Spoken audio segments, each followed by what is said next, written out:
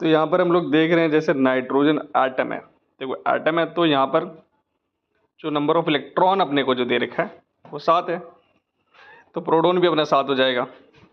ठीक है, अब प्रोटॉन और न्यूट्रॉन को अगर आप जोड़ दो, ठीक है, तो आपके पास मास नंबर आ जाएगा कितना, 14।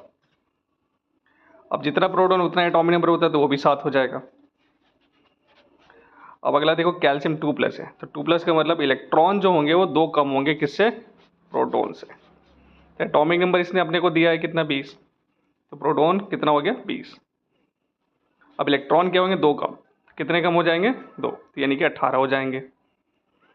मास नंबर निकालने के लिए आप प्रोटॉन न्यूट्रॉन को जोड़ दो तो ये कितना आ जाएगा, 40, 40, सिंपल 40 लिख देंगे। दूसरा ऑक्सीजन एटम है, तो इसका मास नंबर मुझे दे रखा है, एटॉमिक नंबर भी दे रखा है, तो प्रोटॉन सीधे सीधे देख के लिख दो 8।